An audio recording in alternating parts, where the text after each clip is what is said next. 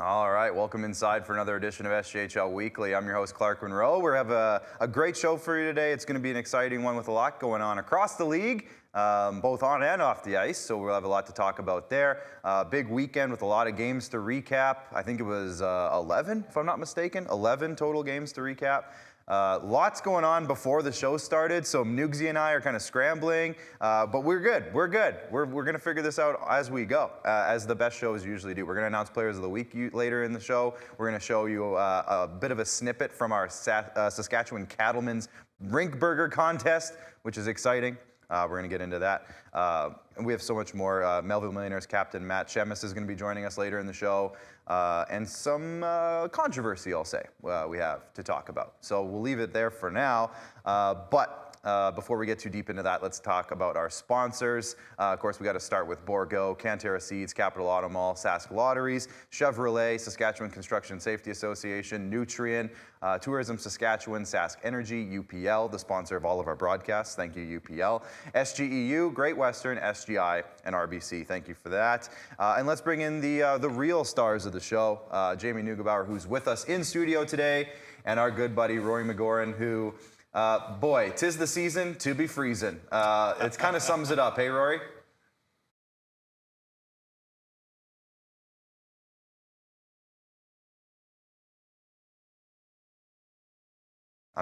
I can't hear him I'm at all. going to assume that that's on the guys in the back and not Or Rory. it's on Rory. It's on Rory. I think we lost his mic. We had his mic earlier. We had his mic and he lost I think we got it now. Got it now? You want to give it another shot?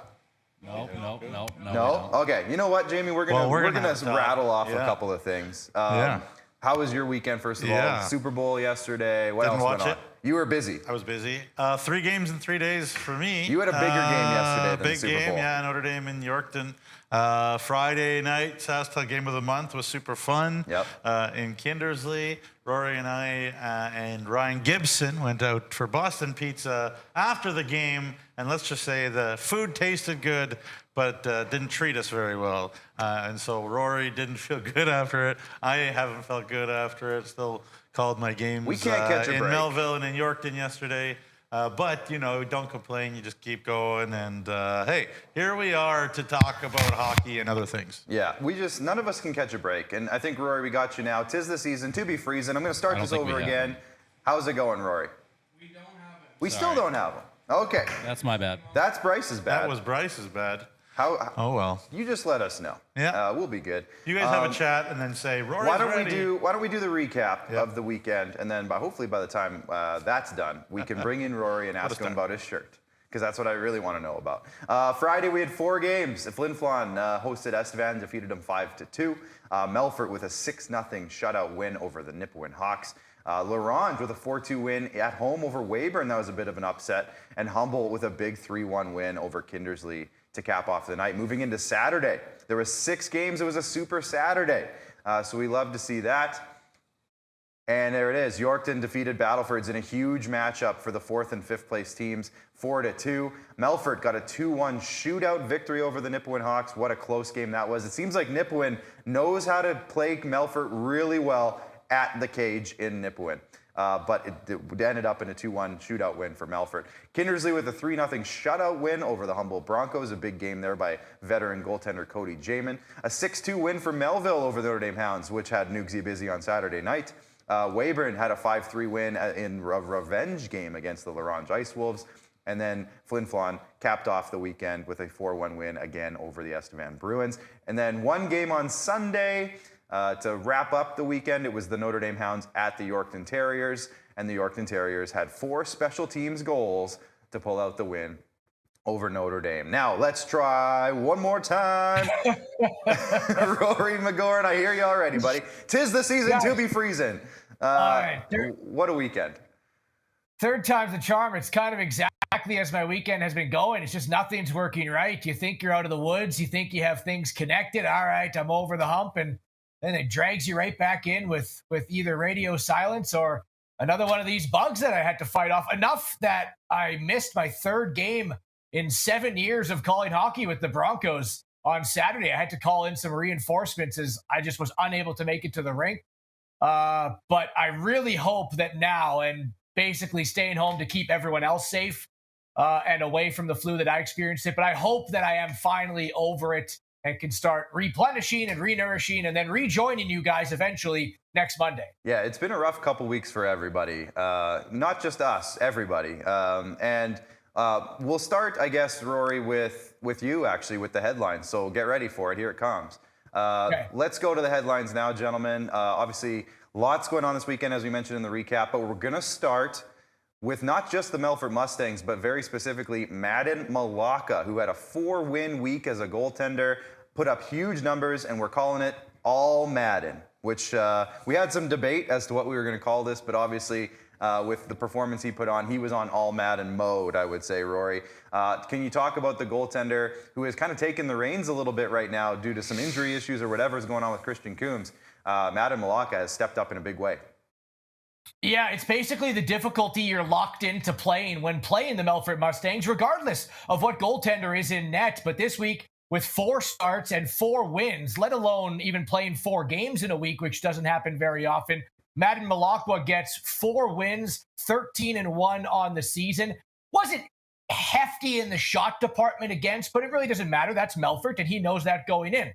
So, yeah, I feel that they have 2 incredible goaltenders, but the team system in front of them really helps out, anyone that was in the pipes. When you have a guy, a former WHL guy, a young stud like Malacca or a veteran SJHL guy like Christian Coombs, they're going to make the important saves. They're going to make the saves that the team needs them to. And they really just don't give up a lot of high danger, grade A scoring opportunities and leave their goaltender out to dry. So difficult team to beat right now. And just like Madden Malacca, and just like my shirt, as you mentioned, when my camera was cut off, 'tis the season to be freezing. I bought this shirt at a Melfort thrift store. So obviously I saved on the sweatshirt, and Madden Malacca was making a lot of saves moving forward. But I do want to ask you guys a couple questions, because the Melfort Mustangs now have 2 goaltenders. They always really have. And I think whatever one they go with, determining how long Christian Coombs is out for, I don't really know. But there isn't a wrong decision in terms of capability of both goaltenders. But, psychology-wise and just, coaching-wise, does the Melfort Mustangs have a little bit of a conundrum on their hand with which goalie to start when push comes to shove and come game 1 in the playoffs? Rory, are you calling for a goaltender controversy? Well, you mentioned controversy in the top of the show. I didn't know if it was this one or another one, so I was like, you might as well start it off hot. Yeah. Nugsy, I know you want to touch on this. Go for it. Look, Trevor Blevins, he has a luxury in a lot of categories that not a lot of coaches in this league or any league have, in that he can simply just play who he wants at any moment, and none of those players, none of their agents, I'm sure they try, none of their parents can say boo, because there's another guy sitting behind him and another guy behind him in all these positions that can get the job done. They've shown it time and time again. They showed it with the injury issues last year and found a way again and again and again. You call that culture, you call it layers upon layers of depth. It's the same in net. It's the same situation on D as well for the Mustangs. Up front, scoring goals. Do they need to score that many goals? Well, you talk about Malacca, Rory. Only 4 times all year has he given up 4 goals or more. Only 2 times has he given up 4 goals. Only 4 times, as I said, over 2 goals. So you know what? They make the saves they need to. And it's not just that. The Mustangs are humans. They're junior hockey players. They sometimes don't start on time. That's the way it is for everybody. And lots of times, both Coombs and Malacca have been right there for them when they've needed to. And so sometimes it also makes the whole 60 minutes look better, because the Mustangs maybe a little slower start, and then they figure it out because they have that confidence in their goaltender. Look, in my opinion, Madden Malacca is a caliber. I love the SJHL. Everybody should know that by now. Oh. He is a caliber above the SJHL. To me, I don't understand what the Regina Pats were doing, not having him on their team this year, but obviously it's great for us. It's great for the Melfort Mustangs. Obviously, Tristan Fry, with his connection to Melfort, just little shovel into the arms of Trevor Blevins, and that's great. And maybe the Pats made a mistake, but it's nice for the Mustangs for sure. Yeah. And that's what Madden's got to prove it. He has to go out and prove it, and he has done that. It's not just the name, the pedigree, the elite prospects. None of that matters because you drop the puck, you have to snake the saves, and Madden's done that. I think one of the best parts about this, and Rory, or Nugsy, just to kind of sum up what you just said, is whoever has a hot hand or whoever's healthy or going into the playoffs, I don't think it's gonna affect how they play. Trevor Blevins, he's a good guy, like he's a loyal guy. But look, if Christian Coombs is the second best goalie on this Melfort team when the puck drops in the playoffs, then the first best goalie is gonna play. Like Madden Malacca is going to play, even though Christian Coombs played in the Centennial Cup, even though he backed up Venn last year. Trevor Blevins is the type of coach with the luxury, like all coaches really do want in their heart of hearts, to do what they think is the best thing to do to win the hockey game. Loyalty, schmoyalty. Can I ask you guys 2 quick questions? Yep. Yeah. 2 quick questions. So say they were both healthy and playoffs started tomorrow. If you guys were the coach, which one would you start? I'm going Coombs. Now, I'll say that I'm going Coombs, Rory, just because, again, I think just a little bit more veteran status, a little bit more experience in those big moments, despite Venn playing most of the playoffs and everything last year, of course. But I think tie goes to the veteran in any sense, if it's a tie. And as long as Coombs is back and playing, going down the stretch and into the playoffs, I think it's his net to lose. Yeah, I don't think that there's a big enough difference between Coombs and Malacca to say it's Malacca at this point, just as Clark said, because Coombs has played in the Centennial Cup. But Blevins will do what Blevins will do. But I think it's Coombs too. What was the second one, Rory? The second question was, and we did this last year with just 3 teams, because now we're in a position where I just want to get your opinion, and maybe you don't have to rank all 4, but where do they slot in the Melfort Mustangs compared to the top teams in the SJHL the last 3 years? Quick stats for you. Flin Flon last year, 44-9-2-1 with 91 points. Battleford's the year before, 48-5-2-1 with 99 points. The year before, Estevan, 43-10-2-3 with 91 points. Currently, the Melfort Mustangs, 36-7. But if they finish off the rest of the schedule with the exact same win percentage, they'll finish with 94 points, a 47-9 record. So where do you kind of look at this team headed into the playoffs and rank them in terms of the last 4 league leading teams? Do you want to try that one?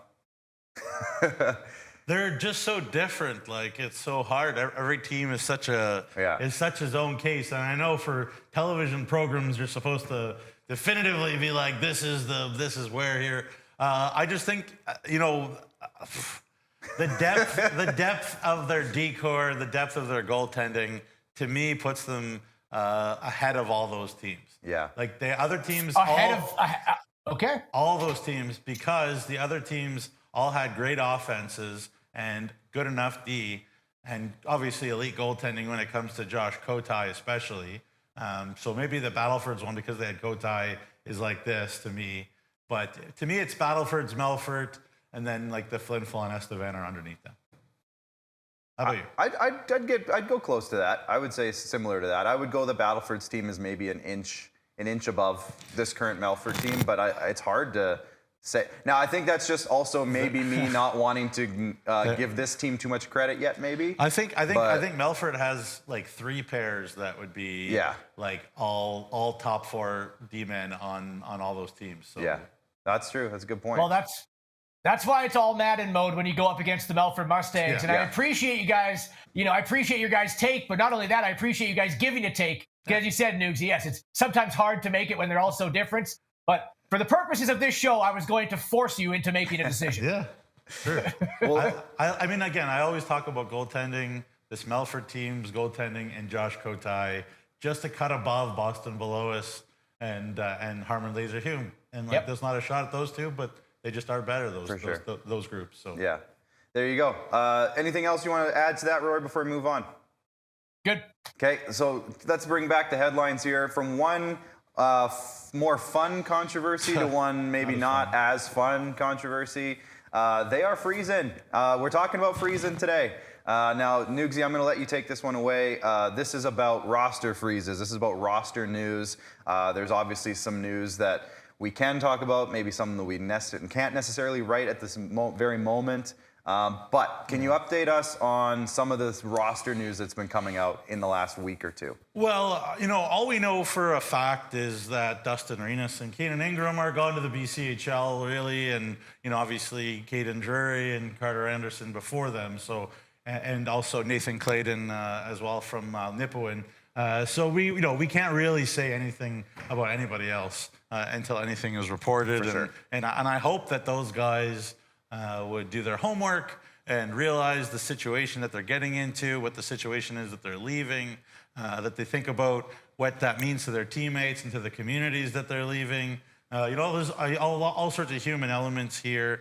Some people have bashed me, I guess I would say, for maybe taking a bit of a, gentler line. I don't want to call it that, just in terms of the fact that I still wish guys that leave well, they're like, oh, you're not doing enough to hammer them, to incentivize them, to not leave and whatever. And I don't know that I have the power. I don't know if you have the power, Clark, or Rory has the power for these guys to care at all what we say, really, at the end of the day. But, I do hope they do their homework and know what they're getting into if they do leave, whoever that may be. And obviously the BCHL trade or a roster addition freeze supposed to be today. Supposed to be today. The rumor is maybe they move it forward. Of course, the BCHL has all the power in the world to make up whatever rules they want at any moment. The funny thing, too, is a lot of people complaining on social media in the BCHL about the fact that the WHL has been stealing all their players. Well, yeah. And they've been rocked. They've lost upwards of 40 to 50 players across the league. So they're whining and whining, but then their teams are doing the same thing to us. Right. So,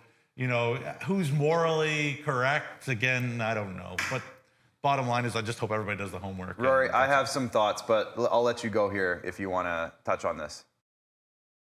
I mean, basically, at the end of the day, it's the landscape of what we live in right now where players have the options, right? The players have the power at the end of the day.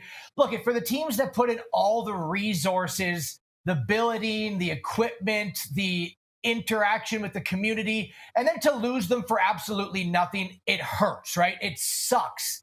I understand that. And you'd want to find a space where there is an agreement between leagues where you get something back for it, right? And that's where it would be a happy middle ground for, I think, everyone. But on the flip side is it's going to always move into more of a player positive and player decision-driven stance between all leagues. They have the control, even within our league, when we talk about trades between, Weyburn and Yorkton. The players got to sign off on it. You can't just make that happen. So it's all up to them at the end of the day.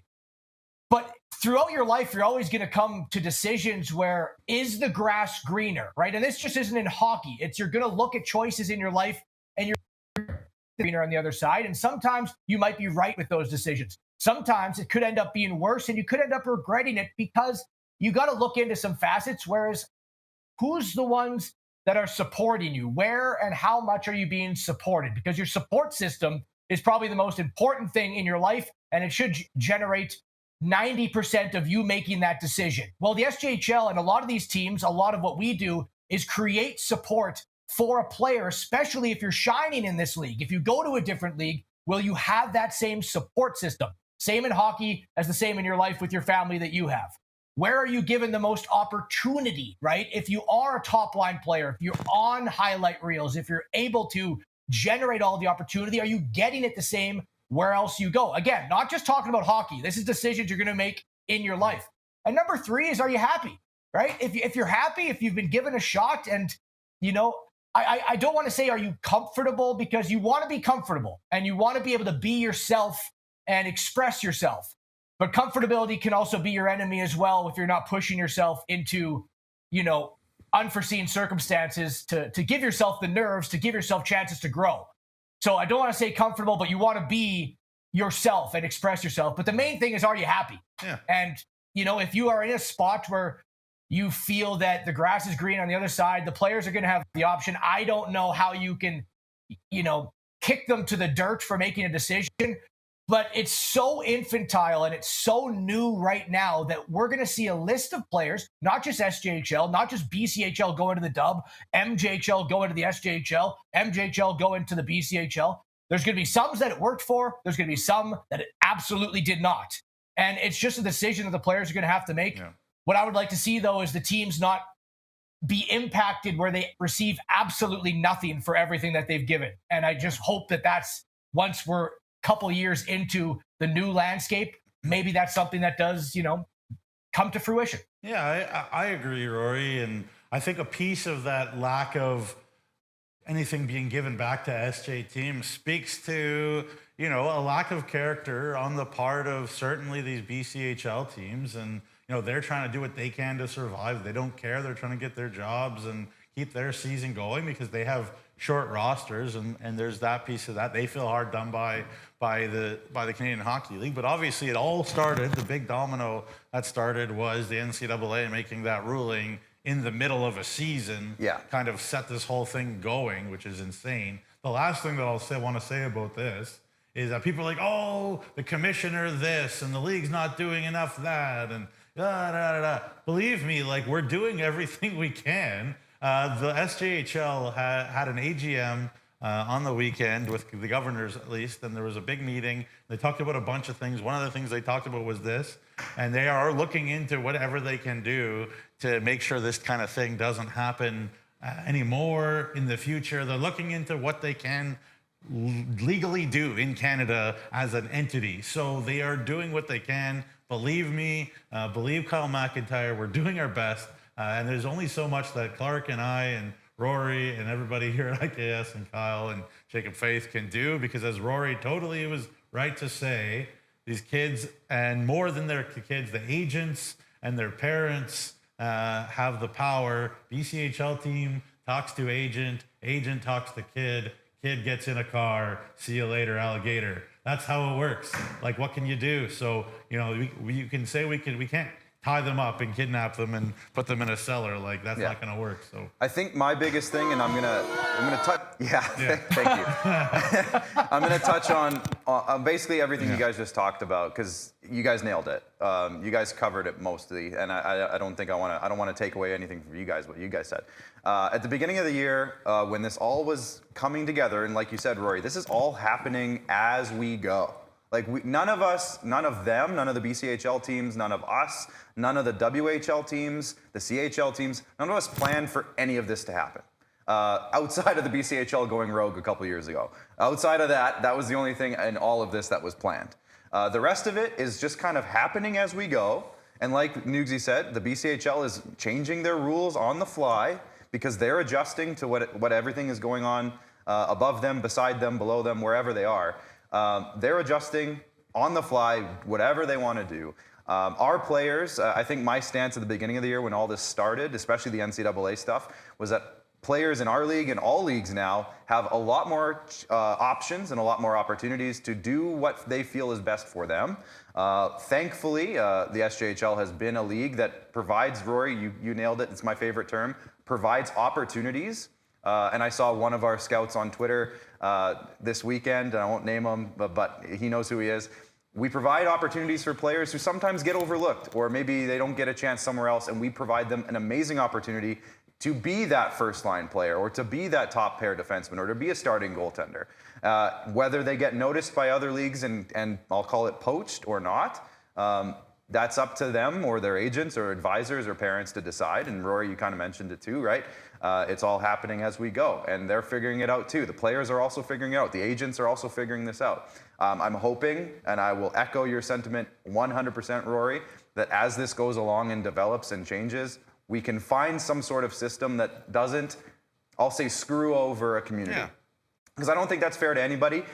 If you asked a bunch of the BCHL management executives, they probably don't love it either, honestly. I would assume. I think they don't care. Well, I'm sure there are some that don't. I'm sure there are some that don't. They couldn't care less. No, but I'm sure that there are some people that are like, I recognize that this is not the best, but that's the situation that we're in, and we're going to go ahead and do it anyways. But they don't need relationships with No. the SJHL. So Well, clearly, because they went rogue, and that was their decision, Right. and that's why. They thought that they were above the rules, and I hope I'm not like pissing anybody off here today, but at the same time, I kind of do. At the same that's time. what people want. People want us to be angry. Yeah, So here we are. it is frustrating. And if there's a message or a narrative out there that the SJHL thinks this is fine, that bothers me. Because we don't think it's fine. None of us want this to happen. We obviously want these players to stay. Our slogan is literally, stay here, play here. It's on the screen beside Rory's face. So obviously we don't want these players to leave mid-season. No. It's not ideal. However, we have players that are waiting in the wings, and they will step up into these open spots wherever they end up being, or if they end up being, and they will take advantage of that opportunity. And the next player is going to get a great opportunity in this league to show what they can do, showcase their abilities, get a great opportunity probably for the next level because of it. And to your point, like, there's 150, I'm really bad at math, players in this league. You're pretty bad at math, yeah. 10, 15 leave. That's not that bad. It's a disservice to the rest of those players to say, well, we suck now. It's only because this guy and that guy, blah, blah, blah. Look, Flin Flon lost Carter Anderson, and then they went on a 2,500 game unbeaten run. Yeah, 26. 26.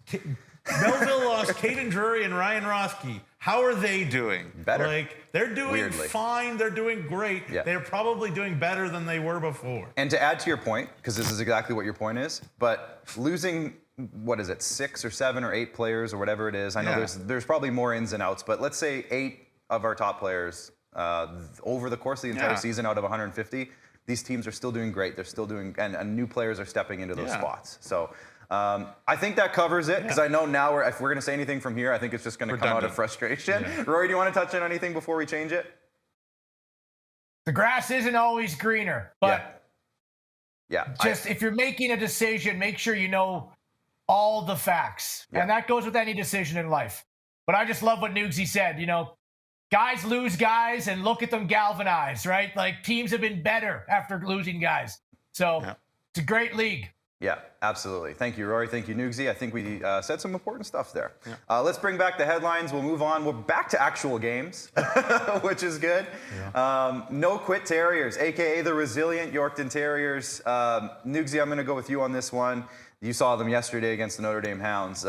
It seems like the Terriers, despite whatever's going on there, they still have the horses to go. What do you think? Yeah, they find a way. Every time I see Thomas Rees, he's even better than he was the last time I saw Thomas Rees. Yorkton's power play was 0 for 7 against Battleford's on Saturday. They were 3 for 5 against Notre Dame on Sunday. What does that tell you? It tells you that the Yorkton Terriers can win different ways. Ethan Farrow was good against Battleford's. Callum Craig was good against Notre Dame. Are the Hounds playing great hockey? No, they're not. But you know what? You got to beat who's in front of you. Especially when you lose, your 2 best forwards probably right after the showcase, pretty quickly after the showcase. So again, we've said it all year long. Kudos to the Yorkton Terriers, because they've been through more than most teams do on a whole year basis already, and we haven't even gotten to the playoffs yet. So again, big time kudos to the Yorkton Terriers. Kudos there to Emery Lawson and his staff. For continuing to grow this team. And again, Jaron Denoye, he's been terrific. He's not just an offensive guy. He gets in on the forecheck, he separates, he makes things happen that way. They have character guys to fill those gaps with the guys that have left. And hey, Yorkton fans still, even though it was Super Bowl Sunday, there was still a decent crowd. It obviously was much smaller, I'm sure, than it would have normally been in Yorkton, but they've been coming out. So still, the Yorkton Terriers continue to impress me. Again, it wasn't perfect against either Battleford's or Notre Dame, but they still find a way, and that's been Yorkton's MO all year. Yeah, exactly. Rory, you want to touch on that? Yeah, 100%. Just like Nugsy said about the other teams, I love what Yorkton's doing, finding a way when not only a couple players aren't on the team anymore, but you could now have a little bit of a look behind your shoulder at a couple catching up on you, and they rattle off, 4 straight wins to now separate that bumper to 6 points again and in hold of that home ice playoff advantage. Yeah. I will say, though, and I just want to kind of note out a really, really interesting stat about Yorkton, which does kind of cement what we've been talking about over the last month or so, not including the forfeited games. When the Yorkton Terriers score 4 goals or more, they're 25-2. Wow. So first of all, very impressive that they scored 4 goals, or more in 27 games already this season, right? High-powered offense. On the other side, though, you could disagree with me not. Does it kind of say that there's a formula against them, being as if you keep them to 3 or under, you're going to win 80% of the times because they're 2-8-1 when they score even 3 goals or less? Yeah, look. They don't have a lot of wins when it's 3-1, 2-1, 2-0, 3-0. Yeah, so it's a great question, Rory, and I spoke to Emery Lawson kind of about that exact topic before the game on Sunday, and just about the fact that, they knew coming into this year that they would have such a young decor, especially compared to most of the teams in this league. So they wanted to have a team that didn't make their team play defense that much. Now, sometimes you are going to have to play defense that much, depending on who you're facing. And so certainly, I think it's a good formula for anybody to keep the other team, 3 goals or under. And obviously, if you have the offense to match Yorkton's that way, then yeah, obviously you have a chance. And Yorkton's not in first, second, and third because of that, probably not because they don't have the pieces, because they had all sorts of weapons. And still, I didn't mention David Coyle.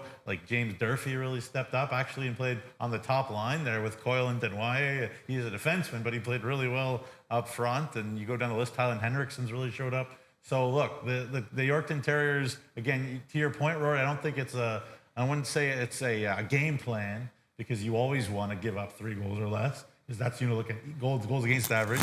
If it's 3 or less for a goal, usually that's what you're looking for. But certainly, Yorkton's also by design this way. Emery's not dumb. He's not naive to see that his roster, isn't offense heavy. So that's the way he's designed his team, because of the roster that he has. And I respect the coach that looks at what he has and says, this is how we're going to play because of it. Yeah, there you go. Rory, you want to move on? You want to touch on anything else? Nope, that's good. I just, Nugsy hit it there with the Yorkton Terriers, because when you look at it and games get tighter, they don't seem to be for the Yorkton Terriers. They're going to outscore you, right? If you're able to limit their offense, usually you're going to beat them. Yorkton isn't winning a lot of 2-1 games. So, right, if Yorkton can continue this offensive flourish, which is the style of play that they want to do, then I think they're as dangerous as any. If they dry up, which is the danger, are they going to be able to win games low scoring, which this year they have not been able to? We'll find out, I guess. Playoffs is a different animal, and I wouldn't say Notre Dame or Battlefords that we saw this weekend are really playing playoff hockey right now. So we'll see when Yorkton plays a team maybe coming up that is more playoff ready. We'll see. Yeah. But also, I've been hammered for getting it wrong how many players there are in the SJHL. Oh, yeah. I was going to say, Commissioner Kyle McIntyre came in with the save. Way wrong. 12 times 25-ish is 300, not 150. So there you go. Thank you, Kyle, for the math. Talked about this before. Yeah, thank you, Kyle, for the math. The Yorkton Terriers, and we talk about their strength. They know what their strength is. You give them their forfeited games back, and all of a sudden they are by far the highest scoring team in the league. So if you give them those goals back from those forfeited games, they are head and shoulders above everybody else. So let's move on, though, guys. We'll move on to the back-to-back. Now, we talked about the Super Bowl a little bit in the early of the part of the show. Our friend Drake, he got messed up in the Super Bowl halftime show just a little bit. So I'll give him a little bit of kudos. I'm going to say back-to-back, because that's one of his songs. It's back-to-back, and that's our fourth topic today. There was a bunch of back-to-back series over the weekend and a lot of splits. So Rory, can you dive into the numbers for us on the back-to-backs from this weekend? And then we're going to look at the standings after that.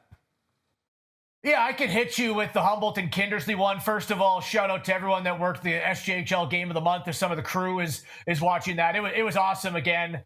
Humboldt in Kindersley. But these two games, even Friday, Saturday, I had to watch from my couch as I wasn't feeling like I was going to survive. But they're both in your face. These two teams don't like each other. They've played each other 7 times now. Physical, close, low-scoring games. Game of the Month had one of the craziest hits we've ever seen, which led to a delay. We have a video of it. It was a long 3-hour game time. Do we have it? Yeah, let's play it. Let's play it. Hit it. Rhode Island Hugh, way to go. Boom. Now, the best part about all of that was that Jacob Dennis that got hit? No, it was Brock Evans. Brock Evans, okay. He seemed okay. So thankfully, that was all right. Yeah. Obviously, the glass was just on its last... the glass was not all right. Yeah, no, the glass was not okay. But I'm glad that Brock Evans is okay. Yeah. Yeah, and it led to, I think, a 3-hour runtime game, right, with that delay. Also, the second period was filled with whistles and scrums after it was a long, drawn-out game, but that's how these two teams, when they play each other especially, that's just every time it goes to that way. And game 2, you got to give a shout-out to Cody Jamin, who had his best start of the season, right? He hasn't played a lot, but stopping 42 of 42 on the road in Humboldt. Huge bounce-back win for the Clippers, who not only, get back within 2 points of that 49 position scrum by the 3 teams, but they snapped the point streak and win streak of the hottest team in the SJHL at the time. And instead of talking about the Broncos, because I feel like I do that enough, I want to talk more about the Clippers, because when you grind it out, you have to play the Clippers. But man, are they good at getting under your skin and staying out of the penalty box while doing so, right? 208 power play opportunities, 155 times shorthanded, the least in the SJHL. The Kindersley Clippers are on an average of 3.4 times shorthanded per game. That's once a period, guys. And a team that has among the tops of the penalty minutes chart is the least time shorthanded team in the SJHL. And they just grind you and get in your face. They got players that other teams' players do not like, and they will rope you into making undisciplined penalties. And that's what happened again, I believe, on Saturday, as the Broncos were shorthanded 5 times in that game. Kindersley just twice. Like, it's what they do, and it's infuriating to go up against. But man, Nugsy, you saw it on Friday. Are they good at it? Look, the Perlinger twins. Let me talk about the Perlinger twins for a second here. I have never seen in junior A, anyways, guys like that who do not hurt their team in any way, like skill-wise, speed-wise, etc. They don't hurt their team by sitting in the box, as you said, Rory, or if they do, they're dragging you with them because their other team is so infuriated by whatever it is that they do. In soccer, they have a term for it. They call it the dark arts. And, obviously people like to hammer soccer for, the diving and the rolling. And I'm not saying the Perlingers do that at all. Like, they're tough kids, they're physical kids. I'm not saying they're like that, but it's kind of that same kind of category, like, shove a hand in your face and hold it there and whatever it is that they do. I'd love to get Kobe and Cam and they can just take me through a list of their antics because they are so good at it. And what a piece for the Clippers. And when the playoffs come around and things are ugly and mucky and physical, great job by those Clippers to keep those guys keep going. And of course, they've had injury issues this year, and that's probably the biggest reason why they weren't at the SJMJ showcase, because otherwise they probably would have been as 07s. But man, oh man, they are good at that. Rory, you are absolutely right. Yeah, so now there was 3 other back-to-back series. I don't think we need to touch on every single one, but I will say this, because we're going to move into the standings here just momentarily, guys in the back. Flin Flon beat Estevan in both of their games, and Melfort had a 2-game series against Nipawin, and they won both of those games. And Weyburn. But, no, I was going to say. Oh, sorry. But, yeah, it's okay. Weyburn and Larange split their series. Yeah. And with Humboldt and Kindersley splitting their series, Rory, this is kind of my point. With all of the things that you just mentioned, that was probably the worst case scenario for the Larange Ice Wolves. And so let's bring up the standings now, because as we look at it, with all teams now gaining points over the weekend in some capacity, Larange is now 8 points out of a playoff spot, where they could have been like 5 points out of a playoff spot had things gone their way a little bit more.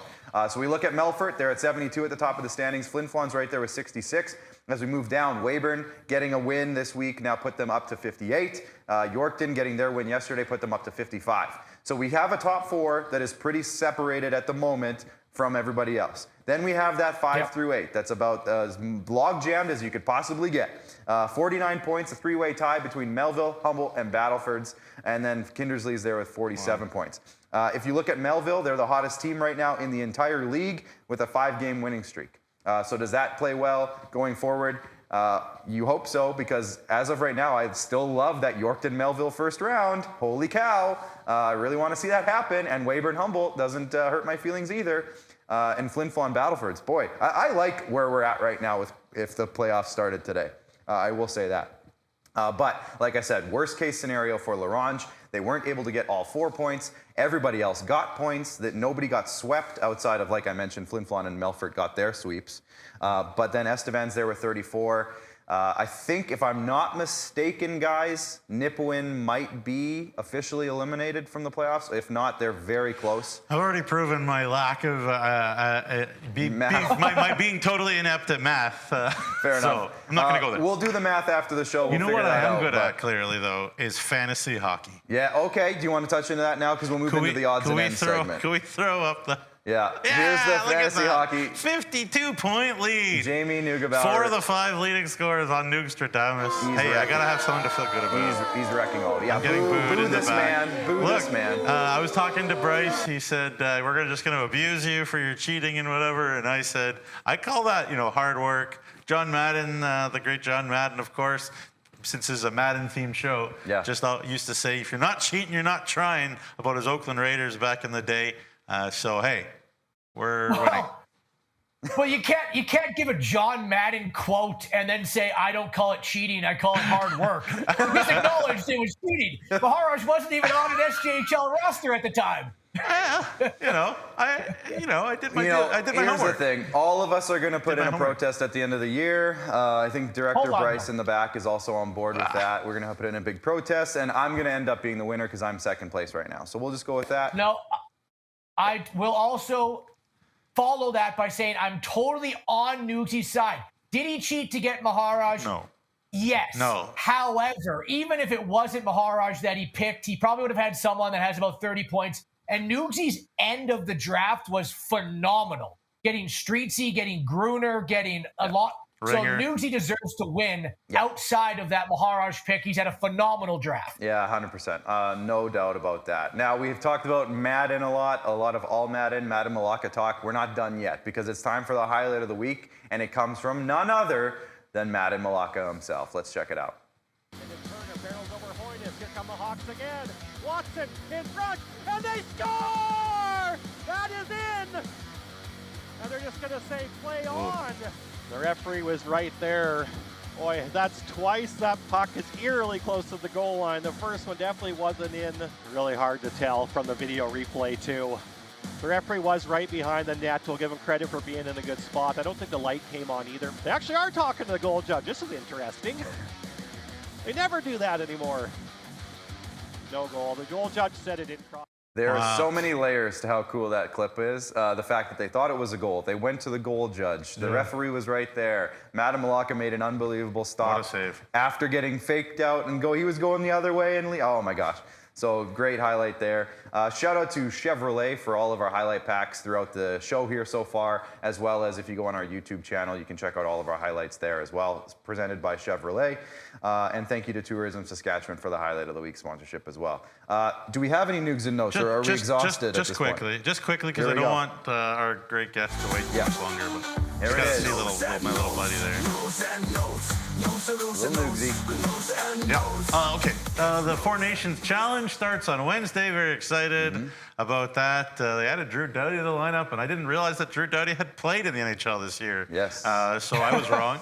That's how much I paid attention to the NHL these days, because I work super hard. I hope you notice for the SJHL. All right, just quickly running through the commitments lately. Just want to recap them because we want to really highlight these guys. For sure. Kieran Ronan to Concordia University of Wisconsin D3. Well done to you. Ethan Hilbig, of course, University of Windsor, Jaden Iogan to Tennessee State University D1, Vito Biondo to Maryville University, where apparently the players that play there love it. Love it at Maryville, right downtown St. Louis. Pretty awesome. Obviously, cool. Marko Djordjevic to Toronto Metropolitan University at U Sports, where they play in where Maple Leaf Gardens used to be.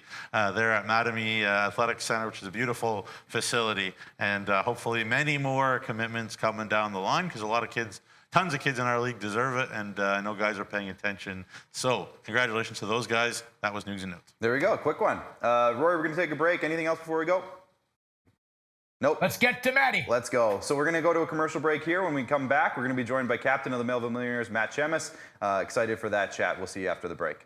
Your new truck trade-up has arrived at Capital GMC.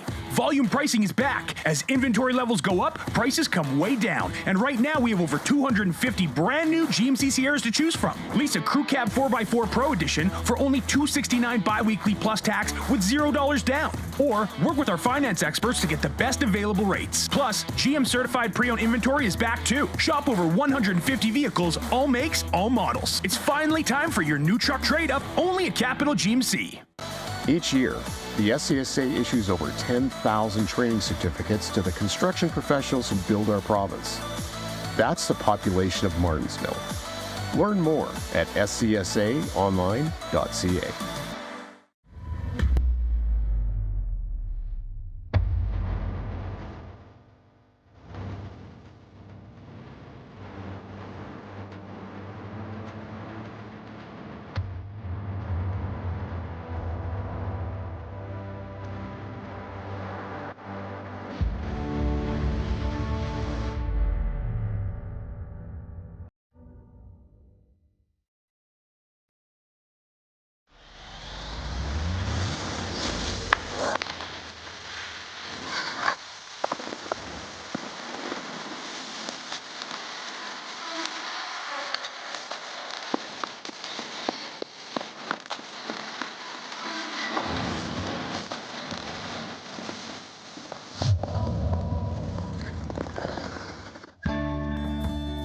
Saskatchewan's far north is where the land itself inspires.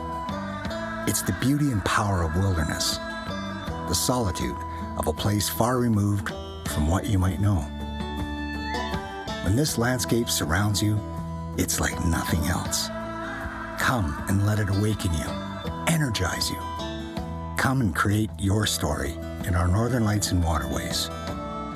Saskatchewan. In a year where Amazon sold its first book, Alanis topped the charts, and the Frappuccino became cool, we were there. Trusted by the Saskatchewan construction industry since 1995. Learn more at scsaonline.ca. As a student, things can pile up fast. Ouch. But the RBC Student Banking Bundle makes back to school easier with up to $275 in value. That's a whole pile of takeout. Introducing SaskTel Student Saving Tips. Tip number 138. You could build your own pallet furniture. So you're living on your own. You gotta save money by building furniture with pallets.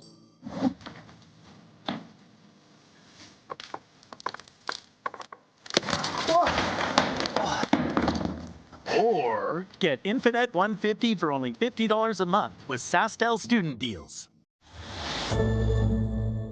Increase your home comfort with high-efficiency natural gas equipment. Sask Energy offers rebates so you can lower your energy use and save money. For a list of rebates, contact a participating network member or visit saskenergy.com.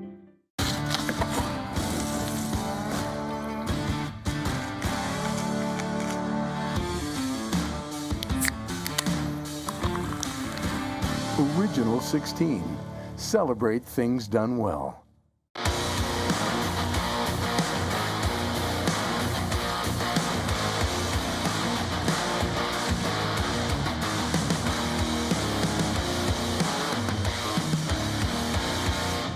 All right, welcome back inside SJHL Weekly. We're going to waste no time whatsoever. We're going to head out on the video chat right now with captain of the Melville Millionaires, Matt Kjemhus. Matt, thanks for joining us today. It's not often we get to talk with a Melville Millionaire because you guys are always practicing during our show. So this is a special occasion. Thanks for joining us today. No, thanks for having me. So obviously, you probably heard me say it, but the Melville Millionaires, they're the hottest team in the league right now, winning their last 5 games. Can you just talk about this last stretch and what the team is doing so well on the ice right now? Definitely had our ups and downs, but this last few, I definitely think the boys have been a little more aggressive on getting to the net to put pucks in, of course. And then also just the D side, making sure we keep it out of our net is like probably our number one thing. We may not score 5-6 goals a game, but we make sure to keep out majority of the pucks. Yeah, for sure. I mean, you guys have been doing that all season long, so no surprise there.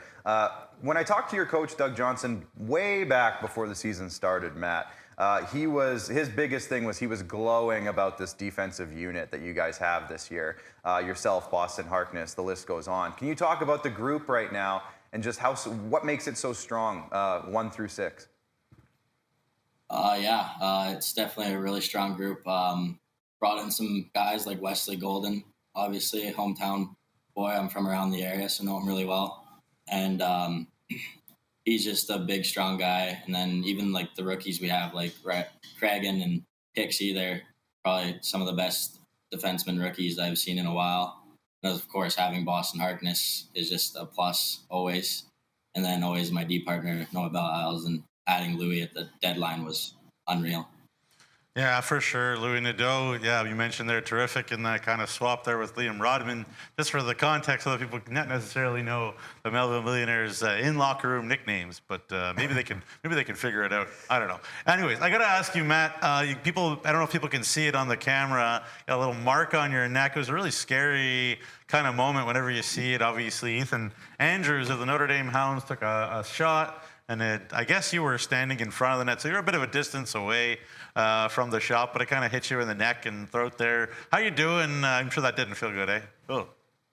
Yeah, it definitely didn't feel too great. I wouldn't want to take another one, but it just hit me right up in the neck off to the left side and kind of just lost my breath there for a bit. Could have been a lot worse, so I'm really lucky where it hit. And it didn't feel too good, but didn't go in, so I'll take that.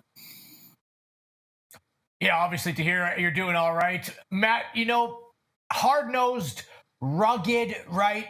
D-man, like to mix it up, like to be physical.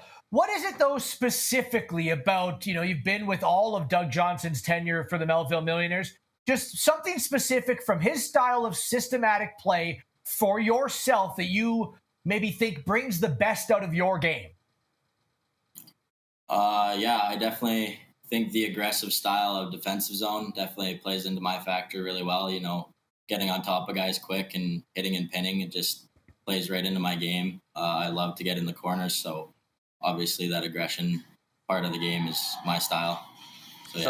So Matt, Nugsy mentioned your neck. Thankfully, everything went well there. When you smile, I noticed that you're missing one of those front teeth. Can you talk about what happened there? What's the story behind the missing tooth? It was actually my first year on my way to Melville. I got a puck in summer skate, actually, up the face. Mm-hmm. And it was only chipped in half, so they replaced it. And then when I came down to Melville, I got an elbow to the same tooth, and it knocked it right out. So there's no saving it at that point. So, yeah, I've had a couple of run-ins with things to the face. They seem to be attracted to me. Sticks, elbows, and pucks, all of the above.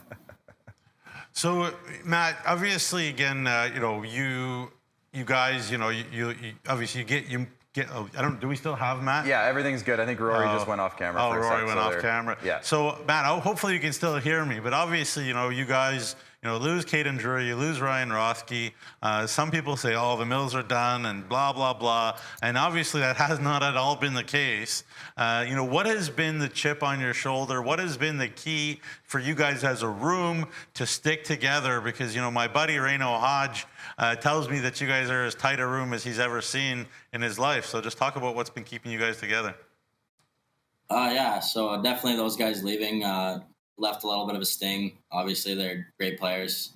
But we kind of had a few team meetings and just said one player doesn't make a team. It's everyone. It's all 25 guys coming together to make a team. So all of us are just going to have to step up and play even better than we had before and fill in for the pieces that we have leaving or missing. So obviously that was something that happened. A lot of the guys have stepped up, like Brennan Olsen and those William Forsberg and Rain Hodge. Definitely, they have stepped into a new role. Can't forget about Gabrick Carlson. He's been a big part. But yeah, just everyone stepping up to a whole new level helped us get out of the losing some players. Matt, do you guys feel like you still have kind of an underdog label on you guys? Is that a way to generate just some of the ways you go into games, or do you not feel that being one of the leaders? I definitely still view it as a little bit of an underdog. I feel like sometimes teams don't take us as seriously as we should be taken. But yeah, I definitely use that underdog mentality. Like, we may not have a guy who's got 50, 60 points, but the depth of this team and stuff, it can come back and bite you pretty good. So I definitely use the underdog term for sure.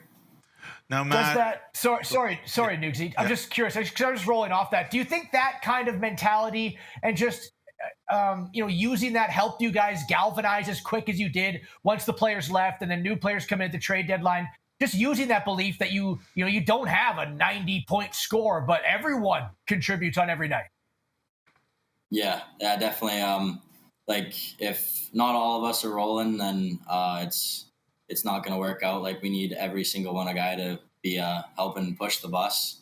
It's kind of a saying we use. If one or three people is going, then obviously we're not going to get as far as we want to. So we need everyone to pull their weight and do what they need to do to help us come out on top every night. No, absolutely. And I got to ask you, Matt, I guess Doug Johnson has this reputation of being intense and maybe a bit old school and fierce and whatever, but maybe tell us something that we don't know about the real human being, Doug Johnson. Like, is there something that makes him smile that you know you can turn to as the captain that, can just kind of lighten him up a bit? Or is there something that you can kind of share about the human being, Doug Johnson, that maybe people don't know? Yeah, he's a pretty smiley guy in the locker room, actually. He's known to have a straight face, but in the locker room, he's always laughing at some of the stories and antics of what the boys have been up to outside of the rink. So he likes hearing about those, and it gets him a good chuckle. So everybody has this picture that he's a hard-nosed, no smiley guy, but I've seen him smile and laugh enough times now over the 2 years with him. For sure. And then just the last one from me, I guess. I guess Rory's got his little thing there that we'll get to in a second, so I'll leave it at that. But last one from me, people love to use this term throwback defenseman. Like, he's heavy, he hits, he defends, et cetera, et cetera. I don't know whether you buy into that, but I want to know, because you can destroy kids. I've seen you just smoke people. What goes through your head after you have a good, solid connection with a guy and just bash him into the boards? Honestly, I get more excited for a hit than I do for a goal. Just the way I am, it just amps me up, gets me going, gets me into a game. If I'm not playing my best or whatever, I usually try to get a bump, and it gets me right back where I need to be. So one more for me, and then Rory's got rapid fire for you, Matt, so you can get ready for that. But we did a little thing earlier where we were looking at the standings. I think you might have been logged in at that point, where as of today, if the season ended today, you guys would be playing the Yorkton Terriers in the first round. Now, that would be the highest scoring team versus one of the stingiest defensive teams in the league. Obviously, you guys are like 30 minutes down the highway from each other. You've played each other lots this season. I think you guys play each other a few more times before the end of the season. I know, obviously, a lot can change, and it probably will by tomorrow. But does that kind of stuff, like looking down the road, does that excite you a little bit to maybe get that highway rivalry in the first round of the playoffs? Is that something you guys are thinking about at all? Oh, yeah, for sure. That would be amazing. Like, to play against them in a playoff round, like, my games here since my first year, like, they've always been jam-packed with Yorkton and Melville fans, and it's just unreal games. Like, the atmosphere is ridiculous. Like, I couldn't only imagine what a playoff atmosphere would be like in those two barns, so that definitely excites me. Yeah, I mean, all you got to do is stay close. I mean, the battles are crazy right now. So, Rory, I'll let you go from here. Thank you very much. All right, it's time for Rapid Fire presented by Elkridge. Matt, first time doing the segment. Are you ready? Yep. Okay, I really hope you're a football fan because the Super Bowl was just yesterday. First of all, I guess, are you a football fan, and who's your team? Yeah, I am. I'm a Buffalo Bills fan. Okay, well, I'm sorry. I was cheering for them against the Chiefs. It just really didn't come to fruition for you. Okay, so I got a little bit of Matt Kjemhus. You be the GM. You're creating a Super Bowl winning football team based of the Melville Millionaires dressing room. Who is your quarterback? I'm gonna have to go with Gabbert Carlson. Guy's just a horse. Who is your running back? I'm gonna go with Jaden Iogan, one of the speedier guys in the league. Beautiful. Who is your wide receiver? I'm gonna go with Brennan Olsen. Okay, I like that. Who is your get the quarterback, versatile, either D-line, Micah Parsons type player, linebacker, D-line, gonna sack the quarterback? Who's that guy?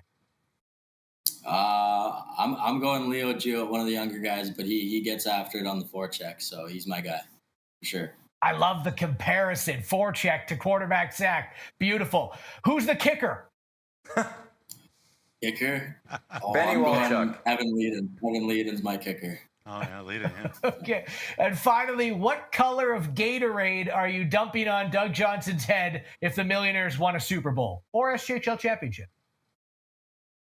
I think it's gotta be blue. Millionaire colors. Gotta be. Love it. Blue. Perfect. Okay. Who's the Melville Millionaires gym dog? Like kind of your Austin Eckler type, underrated, wouldn't look at it like that, but can lift more than anyone else. Oh, that's definitely Rain Hodge might be up there. He's sneaky. He may not look like he goes like he lifts push weight, but he pushes weight pretty well. Okay, I got two more for you. One of them's the trivia time. You have 349 career penalty minutes. In what game and against what team did you have your all-time career game high? That would be against the Yorkton Terriers. My first year, I had 59 minutes. He knows. Love it. Yeah, way to go, Jemmer. That's a crazy number, man. It was 2 for a checky to the head, 2 for a rough, 5 for fighting, and 4 misconducts. But no suspension out of that somehow. Like, an insane number of penalty minutes. Who But did again, you fight? something under your belt for a little bit later to look back on, which is pretty cool. And finally, last question. It goes off of Noogsies. Do you have an all-time favorite hit? Just one that you can think back on. You're like, oh, that was a beautiful hit. Oh, that's a tough one. I gotta say, I gotta go with one of my hits this year on against Estevan. I lined him up on the blue line pretty good. I gotta go with that one so far. Thank you so much. One of my favorites. There it is, Rory's Rapid Fire. There we go. Matt, thank you so much for joining us. We'll let you get back to work and keep this hot streak up, and we'll talk to you down the road. Thank you very much for having me. All right, there you go. Captain. And a lot of good captain answers out of that. He did a terrific job. Yeah, he represented well. Matt Kjemhus, thanks for joining us today from the Melville Millionaires. We're going to take a break.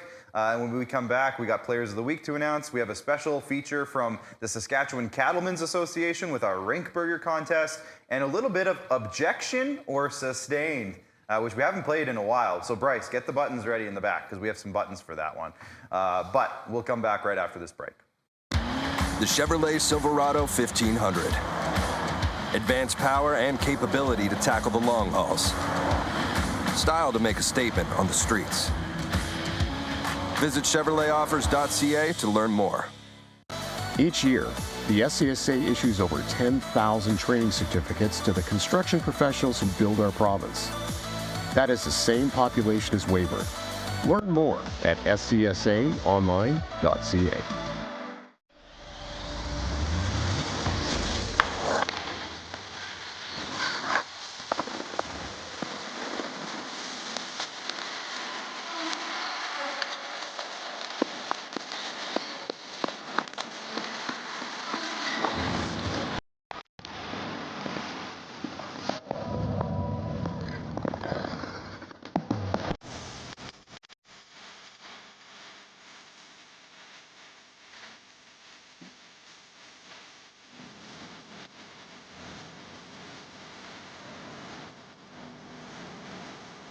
When you buy a lottery ticket in Saskatchewan, your money really goes a long way. More than 12,000 sport, culture, and recreation groups receive funding from Sask lotteries every year. Everyone wins. My name is Kyle McIntyre, and I'm the commissioner of the SJHL. We have 12 teams spread out all over this amazing province. 12 teams that hit the road for a combined 324 season games. We take hockey players, we make them better. We make them better at hockey and better at life. That's what the SJHL is all about. We have a great league, we have great teams, great ownership, the best fans, the best partners, and the best sponsors.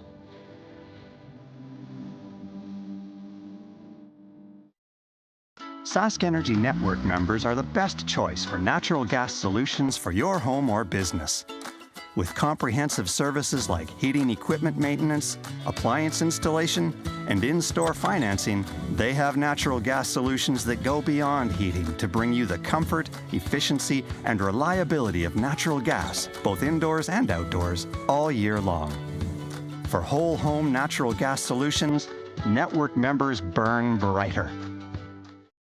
Introducing SaskTel Student Saving Tips. Tip number 236. You could dye your own hair.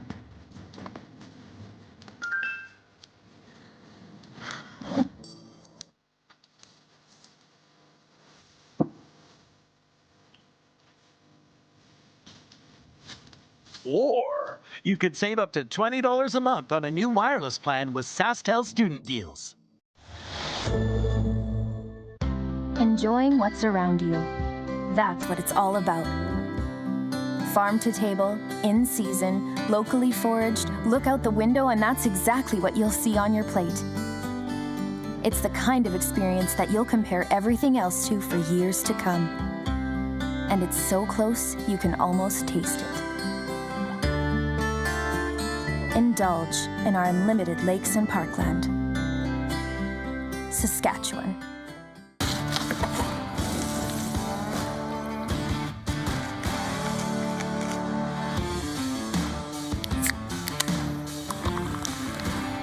Original 16. Celebrate things done well.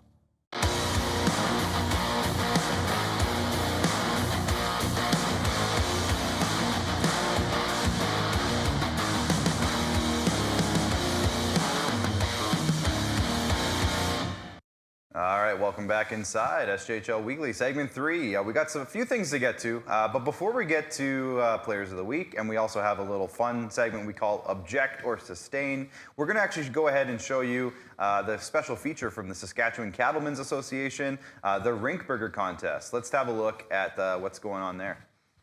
All right, SJHL fans, it's the first edition of the SJHL and Sask Beef Rink Burger competition. We're here in Humboldt at the Elgar Peterson Arena, and Sask Beef is the official protein source of the SJHL and the pregame meal for all of our athletes. Here with Leon and the SJHL Commissioner Kyle McIntyre, we're going to be trying all the Rink Burgers around the SJHL, and we're going to be ranking them 1 through 10. Now, Leon, how about you tell me a little bit about, maybe the health benefits of locally sourced beef here in Saskatchewan?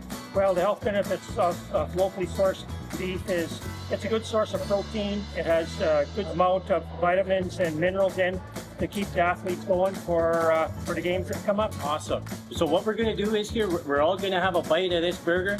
We're going to rank it out of 10, and then we're going to have a big leaderboard throughout the end of the season. So what the Broncos have made for us here today is a special burger, a couple patties, some pulled beef, as well as some pickles. Kyle doesn't like pickles, so we got no pickles on his. But geez, it sure looks good. So I'm looking forward to digging in here. Cheers, guys. All right, here we go. One bite, everybody knows the rules. The important stuff. That's a good burger. It's a really good burger. That's a good burger. That tastes like another bite. No, yeah, maybe another bite. And that's locally sourced Saskatchewan beef. Keep our athletes going for the season. Perfect. You know what, Kyle, this is a good burger. I'm going over 9. I'm going 9-4. 9-4 on this burger. What do you think? I have a mouthful, but I was thinking about a 9-2, Jacob. 9-2? All right, and Leon, what do you think? Come in at a 9. No, right. I'm thinking there's going to be some stiff competition for burgers out there, so we're going to leave some room for them to go a little higher. That's right. Well, you know what? Fantastic start to the SJHL burger competition. We'll see you for burger number 2. That's it for Humboldt. Thanks, Leon. Thanks a lot.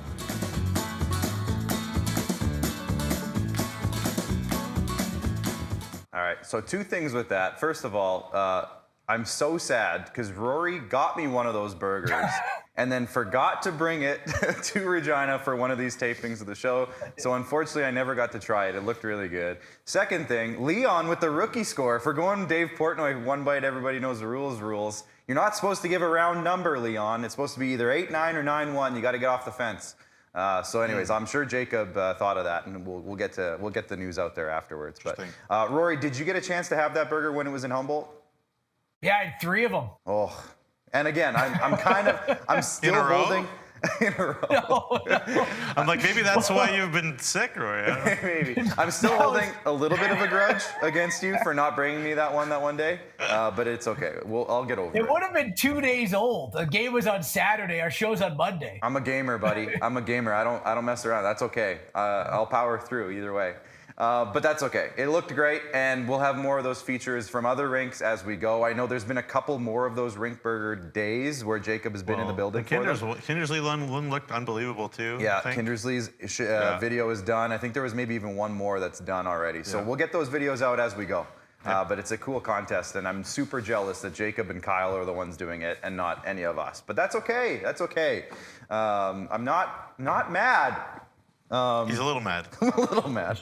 Let's get to the players of the week, gentlemen. It's been a big week for a lot of players, so let's have a look at who the top performers were across the league. Now, it's one of my favorite things. It's a multi-goalie week, boys. It's a multi-goalie week. And we'll start with the SGEU MVP of the week, Matt Kjemhus. We talked about him all show. Is anybody shocked? An under 1 goals against in 4 games, a .952 save percentage, and a shutout against the Nipawin Hawks earlier this week. Shout out to Matt Kjemhus. The Borgo forward of the week, Jaron Denwaye of the Yorkton Terriers, the captain. 2 multi-point games, points in all 3 games, 3 goals, 3 assists. A huge week for Jaron. The Super U defenseman of the week, we'll stick with the Yorkton Terriers. We'll go with Thomas Reese. 4 points in 3 games, 2 goals, 2 assists. He's on a 5-game point streak, gentlemen. Thomas Reese, as Nugsy said, getting better and better as the season goes along. The SaskTel goalie of the week, this has to be a goalie. It's Cody Jamin. He had a big 42 save shutout against the Humboldt Broncos this weekend in a big win for Kindersley. As you can see, his numbers are perfect because it was a shutout. We move on to the IKS Media Rookie of the Week, and we'll stick with a goalie on this one, Brady Holkvogt. Talk about a big performance in that Kindersley-Humboldt series. He had a big one, 28 saves against Kindersley, a .966 save percentage in that one. Just gave up the 1 goal. Shout out to Brady, and of course the Cantera Seeds Saskatchewan Player of the Week. We went with Zach Summers. He had 4 points. He had 2 1-goal, 1-assist games, so 2 multi-point games over those 2 games. Zach Summers, another player who just keeps getting better and better as the season goes along. So shout out to all those players. There's your players of the week for this week. And Rory, I'm gonna turn it over to you because we are now moving into our fun segment. Have we done this twice this year or just the one time? Object or sustain, I should say. You have 6, I believe, categories to go into. So Rory, take it away. Yeah, you may both approach the bench, and I just wanted to let the prosecutors and defendants know that this is a no-nonsense court. We will not be able to put up with any antics. So just some clean answers from both of you. Pitch your case, give your answer, and then let's get the fans their choice to either decide with prosecution or defendant. The first one is, do you think the top 4 SJHL teams are cemented? Is home ice cemented? Object or sustain? Go ahead. Me? I'm going to go sustain. I think it's cemented. I just think that Yorkton's been on another level all year from the teams that are below them. So I think they, given the fact that they're the highest scoring team, I don't think Weyburn's falling off anytime soon, and those top 2 teams are not going anywhere. So to me, I'm going to sustain that one. I think it's cemented. I object. Oh! Boom, Garrett. Melville and Humboldt are playing wonderful hockey. There's still enough time for them to catch a Yorkton team. Hey, put it up on your billboard. Yell at me, send me angry text. That is fine with me. I'm just trying to help. But Yorkton, you are not playing better than Humboldt and Melville right now. Humboldt and Melville are coming for you. I don't know which one of those it is, but it's enough to object. Wow, ladies and gentlemen of the jury, here we go. Well, that's just it, Clark, because the jury is our audience. So if they want to comment along, even, in the chat after the show, if they're watching it not live, comment who you agree with. I know a couple of these you guys might agree with each other, in which case it's an easy case, but the jury can still decide to go against you if they want. So you think the top 4 teams are correct. Nugsy, you object. I want to go on the other half of it then. So this is the question. We won't know any playoff series until the final weekend of the regular season, meaning that from 5 to 8, they will be able to interchange in some way down to the last 2 games of the year. Wow. Sustain or object, Nugsy? Do you think I think, honestly, Your Honor, if you object to this, I think you'd be insane. So I'd say it's very clearly sustained.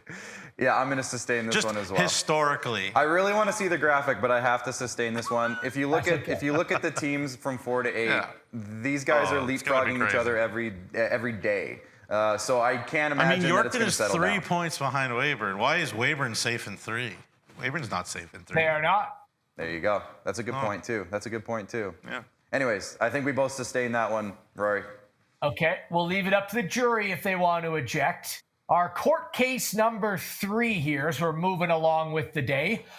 Melfort Mustangs have not lost a single game this season when they lead after the first period. Congratulations, by the way. An absolutely incredible stat. 25-0 is that stat. So the question, Melfort will never lose a game this season when leading after the first. I'm going to object. What? I just think there's too many games left. I mean, I know they're perfect so far, but it's got to happen at some point, right? They play some good teams the rest of the way. I think it's got to happen at some point. Sustained. They have shown no reason to me to doubt that. So I disagree with you, Clark. Perfect. I sustain. I think they're too good. There you go. I noticed that I was talking. That's why I'm not the host. I was talking over that last comment that came up and completely disregarded it. Oh, it's okay. So if it does pop back up, we can. Well, Johnny Collins, we all want that. It was Yorkton. Yeah, this one right here is the we Yorkton all want Melville that. first round. You'd have to be crazy not to want that. Did you hear Matt Kjemhus talking? He wants to rip Yorkton faces off. That's what Matt Kjemhus wants to do. I don't know if we can't quote him on that. I think he does. But and then Sal's saying that Humboldt might catch Yorkton. Yeah, absolutely. There's definitely a chance of that. All right, Rory, let's see. Topic number 4, I think. We're moving on. Well, it's going to follow right into Sal, who, is watching the court case closely. Humboldt is the team that the top 3 teams, so still undetermined who that is, but the top 3 teams are trying to avoid, hopefully, the Humboldt Broncos. They're the team to avoid if you're in the top 3. You're hoping they finish 4 or 5 or just not in your first round path. Nugsy, you're first on this one. I object. Wow. I object as much as I love the way that the Broncos are playing. I think the Melville Millionaires have bought into Doug Johnson. They have that animal we talked to today, and they are playing a scary form of hockey when the playoffs come around. Nick Jeanette, stay healthy. They're both playing good, but Melville is the one to avoid. Who wants to play Doug? Nobody wants to play Doug. I really thought you were going to sustain that one because I was going to object. I was going to say Melville as well for the main reason that, first, I object. Thank you. I was going to say Melville as well, simply because they're the stingiest team, I would say, outside of Melfort and Flin Flon, I would say, in the entire league, especially in that group. They're the least penalized team in the entire league. They're the most disciplined. And I just think if they can find their goal-scoring touch, as we've seen in the last little stretch, then I would put them on that category. However, because you said object, I mean, yeah, sure, let's go with it. I like the offense creation that they made against Notre Dame. Yes, you say it's Notre Dame, Sure. blah, blah, blah. But look, like you can just try to outskill anybody, but Melville doesn't try to do that. But I liked what they were doing. Yeah. That's. I think I have to object overall, but Humboldt is putting up a pretty good case, Rory, and they might have to leave it up to the jury for that one. Yeah. That one is left up to the jury of peers. So I got two more left. There is a world and a scenario, if you do look at our rookies this year, that all three Rookie of the Year finalists will be defensemen. Object or sustain? We had a really good chat about this on SJHL Insider last week. Rory, you might have been under the weather or had a flu bug going on or something in Thursday, but we did have a good chat, and I'm going to heavily object this one. Because I believe Rory and Jamie, I think Jamie will agree with me, but Brett O'Halloran has had too good of a season to not be considered. And I think there's, well, I guess Matt and Malaka's in this conversation too. Am I correct? So I think there's just too many good, and Nick Jeanette. So of those three, I think at least one of them has to be considered in this conversation. So I would object heavily. You know what?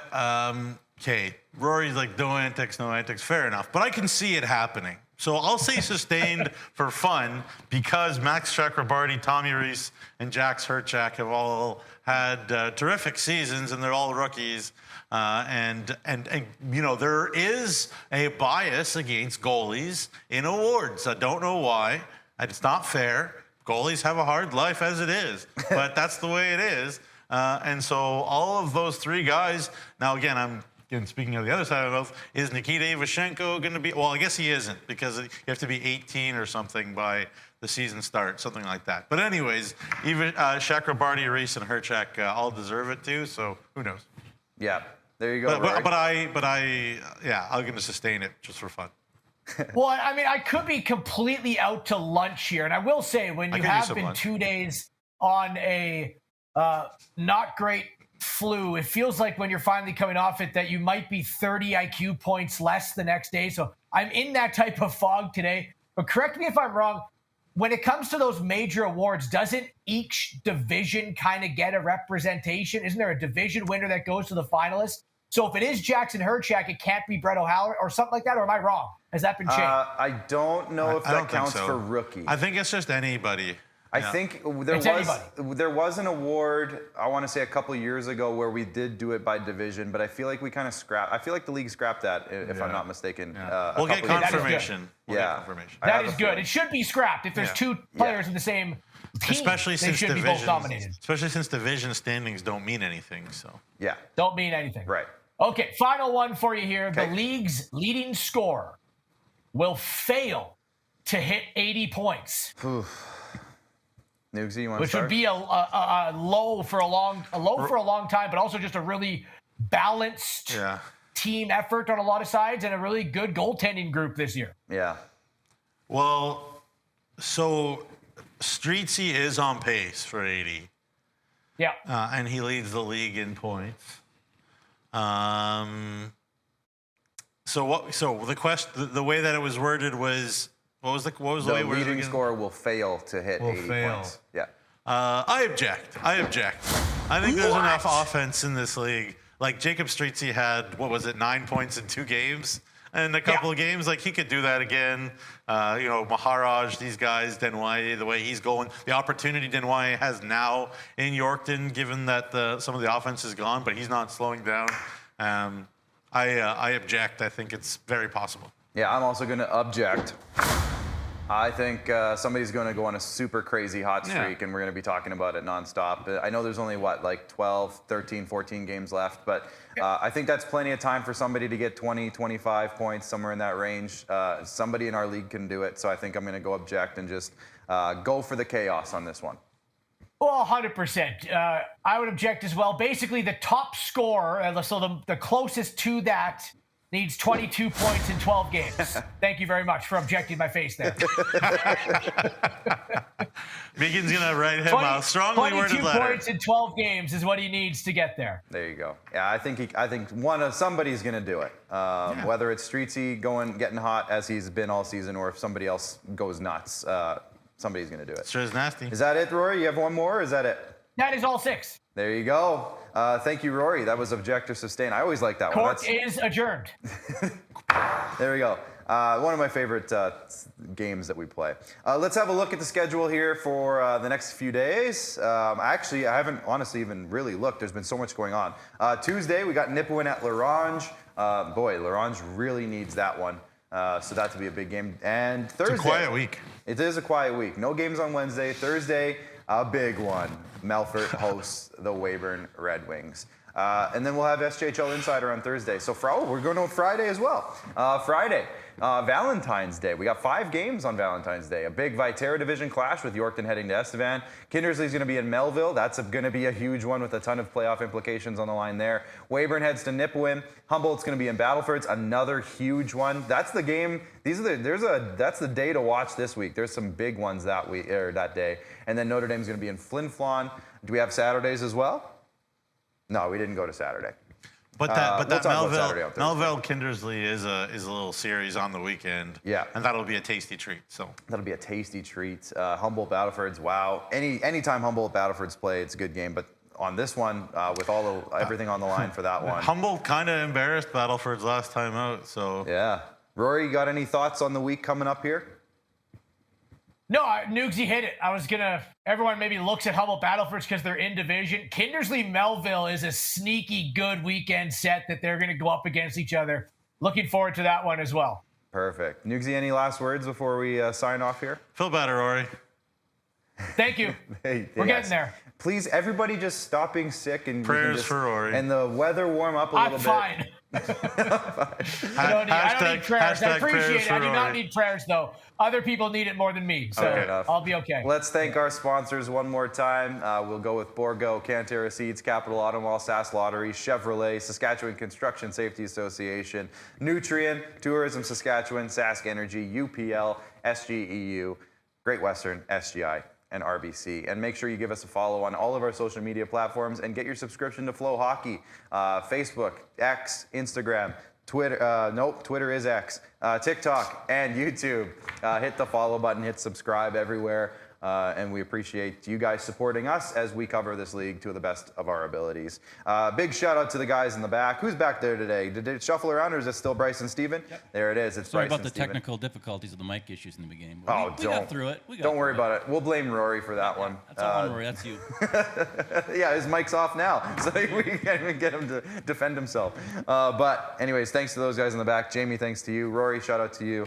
And everybody tuning in. It's obviously been a huge week, and there's a lot coming up down the stretch here, so we're super excited. We'll be back, Nugsy and I, on Thursday to give you a recap on, I guess it's just going to be one game to recap, but we'll give you a preview into the weekend and a whole lot more. So thanks to everybody for tuning in, and we'll see you guys on Thursday. Enjoy the hockey, everyone.